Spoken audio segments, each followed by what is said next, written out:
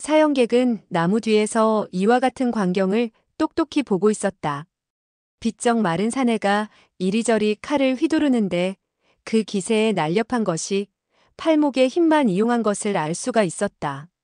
즉 검술을 칼에다 응용한 것이었다. 그러나 사형객은 그가 어떤 초식을 펼치고 있는지 그 이름을 알 수가 없었다.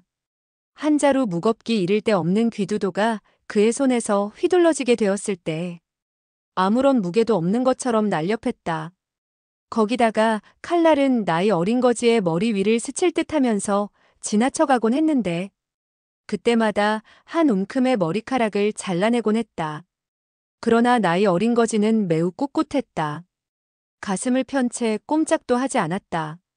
칼은 칼빛을 번쩍번쩍 빛내며 뱀처럼 허공을 누비며 왼쪽에서 한 칼질, 오른쪽에서 한 칼질 등 그 나이 어린 거지의 머리 위에서 맴돌고 있었다. 머리카락이 우수수 떨어졌다. 32번을 휘두르게 되었을 때 비쩍 마른 사내는 호통을 내질렀다. 받아라. 그는 귀두도를 머리 위에서부터 아래로 곧장 내려쳤다. 쫙 하는 소리와 함께 나이 어린 거지의 오른쪽 소매자락을 한 조각 찢어냈다. 곧이어 그는 다시 그의 왼쪽 소매자락을 찢어내었다. 그런가 하면 잇따라 왼쪽과 오른쪽의 바짓가랑이를 찢었다. 이어 비쩍 마른 사내는 칼을 거두면서 칼자루로 대비노인의 가슴팍과 배 사이에 위치한 단중혈을 향해 세차게 칼자루로 후려쳤다. 곧이어 그는 껄껄 웃었다. 하하, 이 녀석 정말 대단하구나. 알아볼 수밖에 없군. 사형객은 그가 검 대신 칼을 사용했으며 36초를 잇따라 펼쳐내는데 전혀 반푼어치의 빈틈도 보이지 않자 속으로 갈채를 보내지 않을 수 없었다. 그는 초식을 거두면서 칼자루로 대비노인의 사열을 치는 것을 보고 속으로 외쳤다. 저자의 수법이 악랄하구나. 이때 나이 어린 거지의 덥수룩한 머리카락도 그의 32번째 칼질에 제 모양을 이룰 수 없을 정도로 엉망이 되고 말았다. 그야말로 밤송이 같은 머리가 되었다. 그는 사실 대비노인을 지켜야 한다는 일념에 사로잡혀 버텨왔던 것이다. 한편으로는 깜짝 놀라 움직일래야 움직일 수 없게 된 것도 사실이었다. 그는 자기의 머리카락을 만져보았다. 아니, 자기의 머리통이 제대로 있는지 만져보았다고 해야 정확하리라. 자기의 머리통이 여전히 붙어있는 것을 보고 안도의 한숨을 내쉬었다. 도사와 추악한 사내는 일제히 갈채를 보냈다. 미향주. 정말 훌륭한 검법이요. 비쩍 마른 사내는 웃으며 말했다. 이 소형제의 의리와 용기를 가상히 여겨서 오늘 우리들은 한 번쯤 양보를 합시다. 두 분 형제들, 이제 돌아갑시다. 도사와 추악한 얼굴의 사내는 대비노인이 칼자루에 얻어맞은 후 겨우 한 가닥에 숨만 붙어있는 것을 보고 곧 죽게 된다는 것을 깨달았다. 그리하여 그들은 무기를 찾아들고는 걸음을 옮겼다. 추악한 얼굴을 가진 사내의 걸음이 휘청거리는 것으로 보아 아마도 상당한 상처를 입은 것 같았다. 비쩍 마른 사내는 오른손을 들어 나무 위에 대고 밀었다. 뚝뚝 하는 소리가 나면서 한 자 정도 깊이 박혀진 장검이 장력에 의해 뽑혀졌는데 이때 대비노인의 어깨 죽지에서 선혈이 왈칵 뿜어나오게 되었다. 비쩍 마른 사내는 그대로 뽑아든 검을 왼손의 검집에 꽂고는 길게 소리내어 웃더니 사형객을 쳐다보지도 않고 걸음을 옮겨 놓았다. 사형객은 속으로 생각했다. 알고 보니 저 비쩍 마른 사내의 성이 미씨였구나. 장락방의 향주라고 했겠다? 그가 몇 수의 재간을 보인 것은 나보라고 펼쳐 보인 것이겠지. 검법이 날렵하고 매서운 점을 겸비하고 있기는 하지만 현 소장의 석청 부부보다도 못한데 나의 앞에서 위세를 보이겠다니. 흐흐. 평소 그의 성질대로라면 미가가 그와 같은 재간을 보이게 되었을 때 반드시 모습을 나타내어 버릇을 가르치려고 했을 것이다. 상대방에게서 만약 조금이라도 불경스러운 태도를 보인다면 대뜸 죽이고 말았을 것이었지만 지금 그는 현철령의 일이 아직도 해결되지 않아 더 쓸데없는 일에 말려들고 싶지 않았다. 그리하여 그는 다만 싸늘한 안광으로 구경만 하고 있었을 뿐 나서지 않았던 것이다. 세 사람이 물러가는 것을 보고 나이 어린 거지는 대비 노인에게 말했다. 백부님, 제가 상처를 치료해드리지요. 그는 비쩍 마른 사내가 찢어버린 자기의 옷 조각을 들고 대비 노인의 어깨 쪽지에 난 상처를 싸매주려고 했다. 대비 노인은 두 눈을 꼭 감고 있었다. 아니, 필요 없다. 나의 주머니에 흙으로 빚은 사람이 있으니 너에게 주겠다. 그 말이 미처 끝나기도 전에 그는 갑자기 고개를 힘없이 떨구었다. 그대로 숨져버리고 만 것이었으며 그의 우람한 체구가 천천히 나무 뿌리 쪽으로 미끄러지면서 주저앉았고 곧이어 땅에 나뒹굴고 말았다. 나이 어린 거지는 놀라 부르짖었다. 백부님! 백부님! 그는 대비 노인을 부축하려고 했다. 그러나 대비 노인은 몸을 웅크린 채 꼼짝도 하지 않았다. 이때 사형객이 가까이 다가와서 물었다. 그가 죽을 때 무슨 말을 했지? 나이 어린 거지는 말했다. 그는 주머니에 있는 흙으로 빚은 사람을 나에게 준다고 했어요. 사형객은 속으로 생각했다. 대비 노인은 무림의 일대 괴걸로서 무공의 조에는 나와 비슷한 경지에 이르러 있었다. 이 사람의 몸에 지니고 있는 것이라면 중요한 물건인지도 모른다. 그는 자부심이 무척 강한 사람이었다. 그렇기 때문에 결코 죽은 사람의 몸에서 어떤 물건을 가져갈 사람은 아니었다.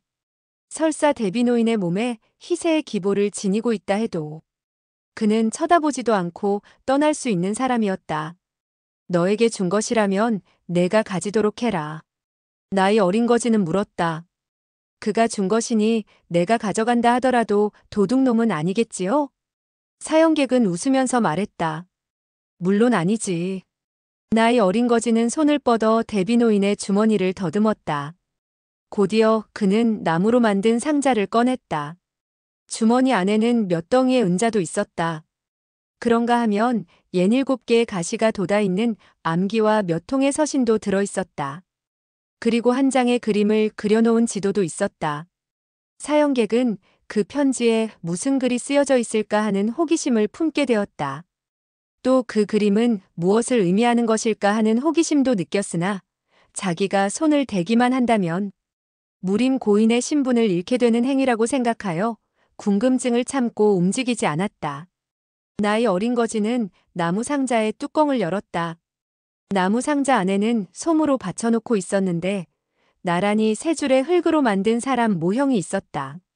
한 줄마다 6명이니 모두 18명이었다. 이 인형이 매우 정교하게 만들어져 있었고 하나같이 벌거숭이의 남자들이었다. 그들의 살갗 위에 하얀 백악을 묻혀놓고 있었다. 그런가 하면 곳곳에 줄기줄기 붉은 줄을 그어 놓았는데 붉은 줄에는 무수한 많은 검은 점들이 찍혀져 있었다. 모두 맥락과 혈도의 방위였다. 사형객은 그 장난감 같은 인형의 몸에 그려져 있는 것이 내공의 도보라는 것을 즉시 알 수 있었다. 대비 늙은이가 죽을 때 인정을 쓰지 않았다고 해도 이 꼬마 녀석은 그의 시체에서 찾아낼 수 있었을 것이다. 이거야말로 그 늙은이가 괜히 선심을 쓴 것이 아니고 무엇이랴? 이때 나이 어린 거지는 많은 흙으로 빚은 사람들을 보자 매우 좋아하며 말했다. 정말 재미있군요. 그런데 왜 옷을 입지 않았는지 모르겠네요. 어머니에게 옷을 만들어서 입혀달라고 해야지. 그러면 더욱 보기 좋을 거야. 사형객은 속으로 생각했다. 대비 늙은이는 나와 화목하지 못했지만 명성이 쟁쟁한 인물이었다. 그를 짐승밥이 되게 할 수는 없지 않은가? 그는 말했다. 너는 너의 늙은 친구가 죽었는데 묻어주지 않을 셈이냐? 묻어야죠. 하지만 어떻게 묻지요? 사형객은 담담히 말했다. 너에게 기운이 있다면 구덩이를 파서 묻어주고 기운이 없다면 흙이나 돌들을 그 위에 쌓아두면 된다. 나이 어린 거지는 말했다. 곡괭이가 없으니 구덩이를 팔 수가 없겠군요.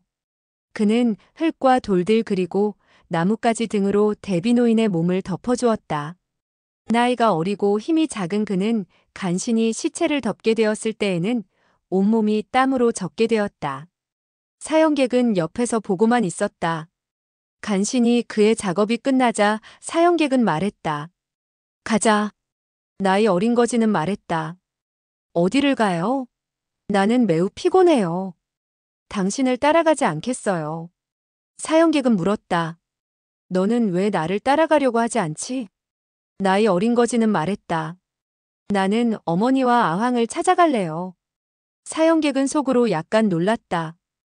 이 녀석은 나에게 부탁할 말을 한마디도 하지 않았는데 나를 따라가지 않는다고 하는구나. 억지로 끌고 갈 수도 없지 않은가. 그는 잠시 생각한 후 결정했다.